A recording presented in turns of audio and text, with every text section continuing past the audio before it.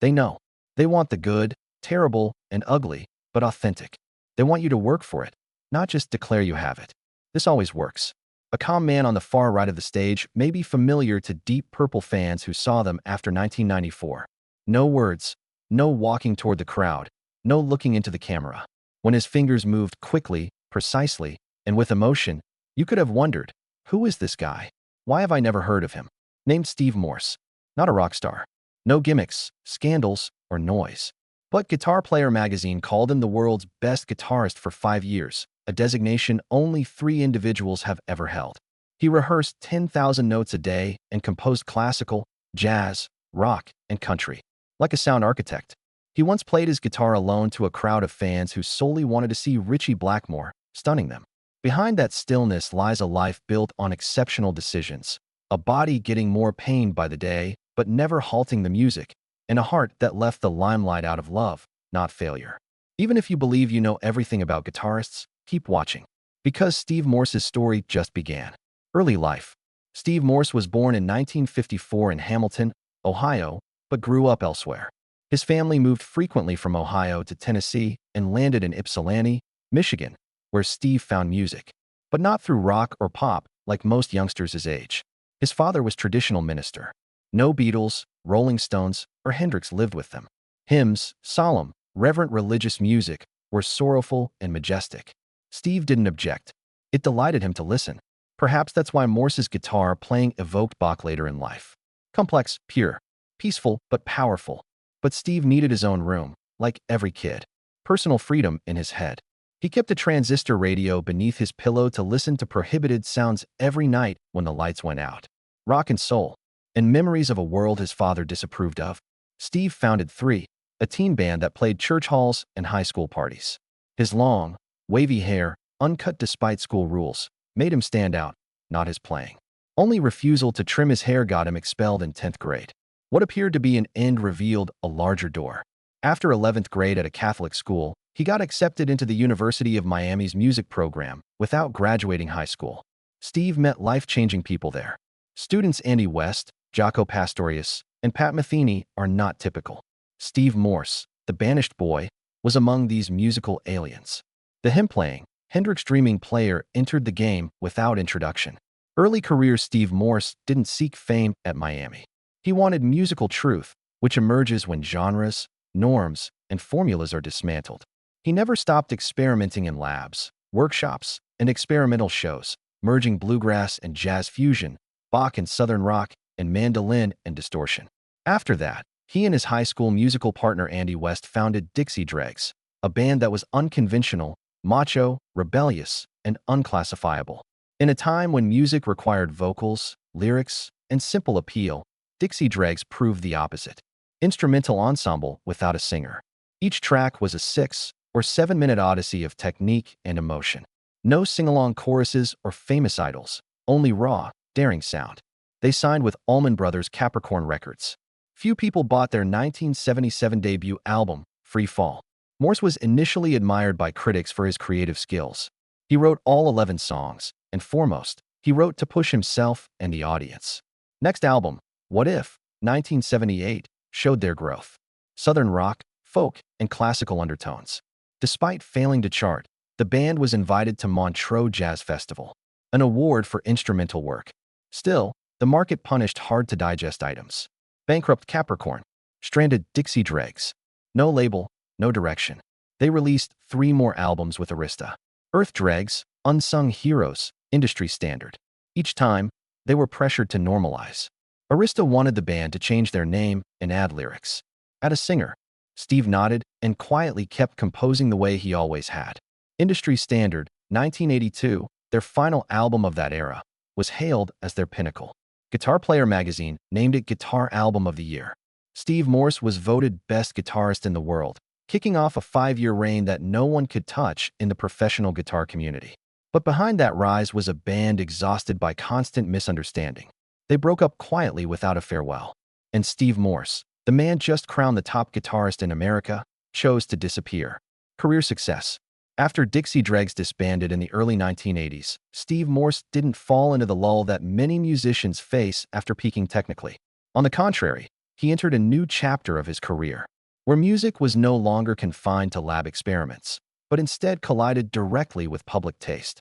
And it was here that Morse began to reveal a rare gift, reviving bands that seemed drained of energy without ever losing his own identity.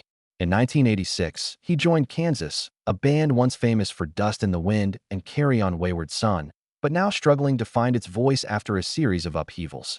Morse didn't arrive as a savior, but simply as a musician who wrote and played with dedication. And that, precisely, is what helped Kansas escape their creative loop.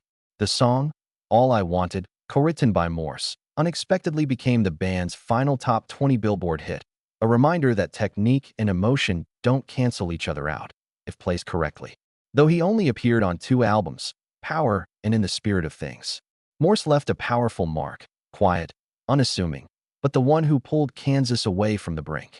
That quiet comeback laid the foundation for the biggest decision of his career, joining Deep Purple in 1994, replacing Ritchie Blackmore, a legend who, to many fans, was irreplaceable. There was no role more pressure-filled, but Morse didn't try to imitate Blackmore. He chose to rewrite from scratch. And Perpendicular, 1996, was the statement. Deep Purple wasn't dead, they were evolving. Tracks like Sometimes I Feel Like Screaming, The Aviator, Vavum, Ted the Mechanic, brought a fresh, modern tone, rich in technique, yet still rooted in the band's hard rock soul. Morse didn't overpower, he blended in and elevated. Over the next 28 years, Steve Morse would become the longest-serving member in Deep Purple's history, appearing on 8 studio albums, dozens of live releases, and spending more than 2 decades bringing the band to new generations of fans. And most importantly, he did it without ever needing to be the center of attention. He knew exactly when to step back so the music could step forward. Between tours with Deep Purple, Morse never abandoned his dream of pure creative expression, and thus, Flying Colors was born in 2011. This wasn't a commercial venture, but a gathering of trusted artists. Mike Portnoy, Neil Morse, Dave LaRue, Casey McPherson, musicians Steve respected. Flying Colors felt like an intellectual playground where technical skill wasn't for show, but for storytelling. Their debut album reached the Billboard Hard Rock Top 10. Second Nature, 2014, and Third Degree, 2019, were both praised by critics as perfect marriages of prog rock and emotional melody, and Morse, as always, didn't need the spotlight. He was the glue, the invisible backbone of it all. From Kansas to Deep Purple to Flying Colors, Steve Morse has never followed a mold. He didn't conform to expectations. He simply, and quietly, turned weary bands into fresher versions of themselves. Through nothing but dedication, precision, and humility. No applause needed, just the chance to be heard. And somehow he made people listen, even when they didn't know his name. Silent sacrifices and unseen pain. When every note comes with pain and a career steps aside for love. For nearly 3 decades on stage with Deep Purple, Steve Morse never showed that he was suffering. The posture stayed the same, quiet, leaning slightly to the right, guitar hanging just below his shoulder, face expressionless. But behind every downstroke, every seemingly effortless pull of the string was a body screaming in pain. Few knew that for over 10 years, Steve had been silently battling severe progressive arthritis. The joints in his hands, especially the wrists, pinky, and ring fingers, were losing cartilage. Bone grinding against bone. Pain every night. Pain when holding objects. Pain even when doing nothing. And yet, he kept playing, not out of habit, out of sheer will. He didn't complain, didn't cancel shows, didn't ask for sympathy. Instead, he quietly changed everything so he could keep living with his guitar. He built custom muting devices, relearned how to hold a pick, restructured finger movements to relieve pressure on damaged joints. For songs like Too Many Notes, he even changed his entire technique, from picking to fingerstyle, just to make sure not a single note was lost on stage. Playing guitar is no longer just a joy, it's a battle, he once said. But the deepest pain wasn't physical. In April 2022, his wife, Janine Morse, was diagnosed with cancer. No press release, no fundraising campaign, no tears on social media. Steve stayed silent. And by July that year, he officially stepped away from Deep Purple after 28 years, over 1,000 performances, and millions of fans across the globe. He didn't leave to rest. He left to do something few in the rock world have ever done. Choose the one he loves over the stage. I can't keep touring while the one I love needs me most. Short sentence, but perhaps the biggest decision of his life. He left the lights behind, the crowds, a position no one could replace. Steve Morse returned to his quiet home in Ocala, Florida, where he once played guitar in open fields, where his wife was undergoing treatment, and where each passing day became a new kind of note, one of care, of patience, and of love that didn't need words. In a rock world filled with broken love stories, divorces after tours, relationships abandoned for fame, Steve Morse chose the opposite path, and he walked it to the end. Physical pain may have made his hands slower, but not for 1 second did he stop living as an artist, and if it meant trading all glory for one enduring love, he would do it again without hesitation. Personal life offstage, Steve Morse doesn't live like a legend. He lives like an ordinary man.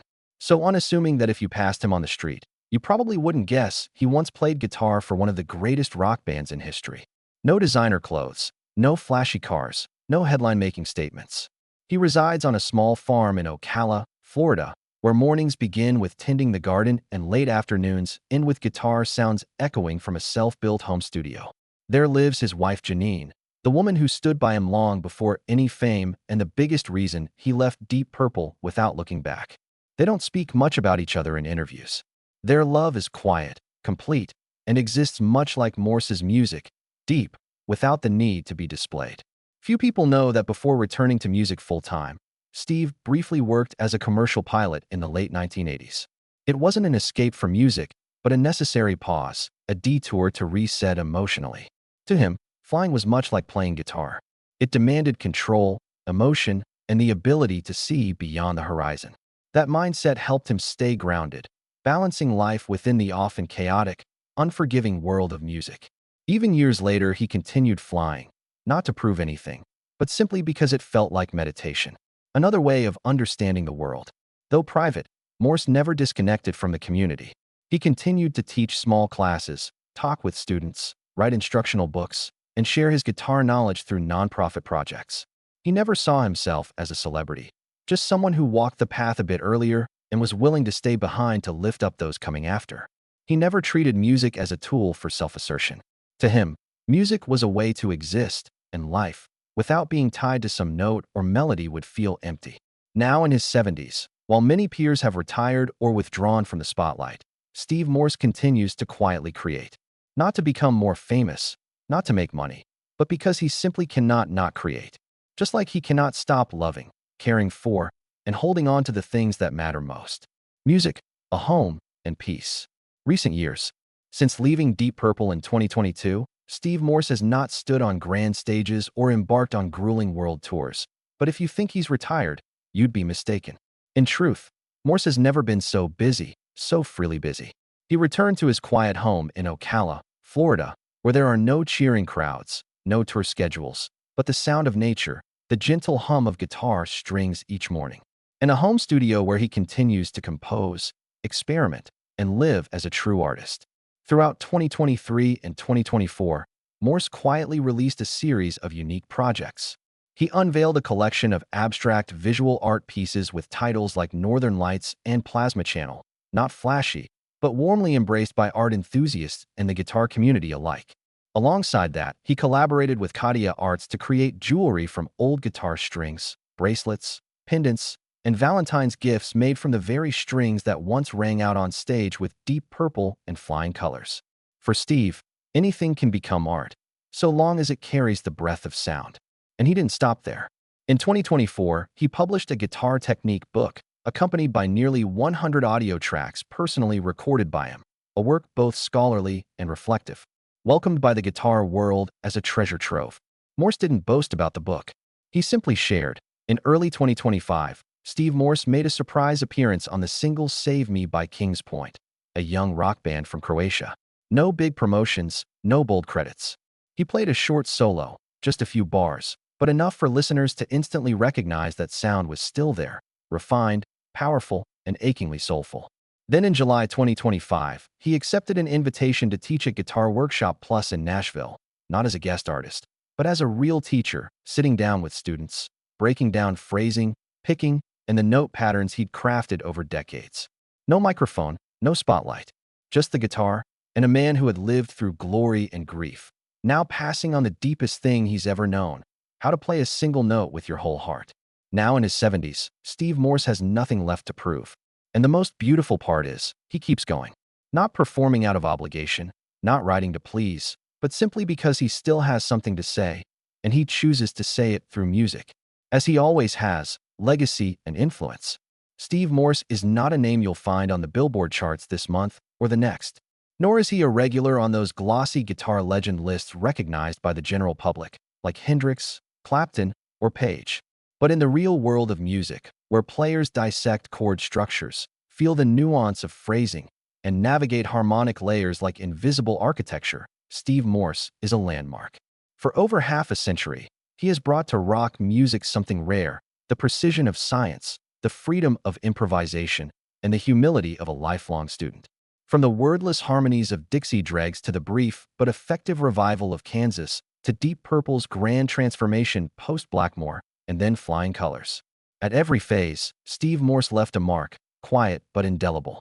It's the way he combines world-class technique with deeply emotional music. It's the compositional mind that treats each note as essential, with no room for excess. It's the unwavering refusal to compromise, even in a world that craves simplicity. He is one of only 3 people ever inducted into Guitar Players Hall of Fame, alongside Steve Howe and Eric Johnson, after winning Best Overall Guitarist 5 years in a row. John Petrucci names him as his biggest influence. Sean Lane, once dubbed the fastest guitarist alive, called Morse one of the greatest artists of the era. Even Ritchie Blackmore, the man whose shoes Morse filled in Deep Purple, once admitted, Steve Morse is an extraordinary player. But perhaps what makes Steve Morse's legacy most unique isn't in the titles. It's not even in the technique. It's in the attitude. He represents a kind of artist that is vanishingly rare, one who doesn't live for the spotlight, doesn't pursue fame, and never trades principle for applause. To him, simply playing music is already the reward. And if he had to give up everything just to keep that freedom, he would. Steve Morse didn't change the world with a hit song. He changed the world of musicians, musicians who, because of him, learned to love every note they played, and to master sound instead of being mastered by it. And that is a legacy that never fades. Some artists are born to be celebrated. Some chase the spotlight as if it were their reason to live. And then there are those, like Steve Morse, who choose to take a step back. Not because they lack talent, not because they fear confrontation, but because for them, playing music in its purest form matters more than any form of glory. Throughout his career, Steve Morse never tried to become a legend. He simply kept playing what he believed was right. And through that very silence, he became the musician professionals revere, the peer that masters call their equal, and the man that many fans, though late, learned to cherish only after he had stepped away from the stage. Maybe you've heard him play without knowing his name. Maybe you've seen him standing behind Ian Gillan and thought he was just another session guitarist. Maybe you passed him by, mistaking him for an ordinary man in a sea of extraordinary performers. But if you've ever heard, "Sometimes I feel like screaming," and felt your chest tighten during the final solo. If you've listened to Cruise Control and wondered, how can someone play guitar like they're painting? If you've seen a 70-year-old man invent custom gear just to keep playing despite broken hands, then perhaps you felt the deepest thing Steve Morse ever left behind. Not a song, not a technique, but a philosophy. I don't need to be named, I just want to be heard. And if you believe that music is not just to be heard, but to be understood, then many stories like this are still waiting for you here. Stories of artists who aren't mentioned enough, but are worth remembering forever. Follow the channel to keep walking that path with me.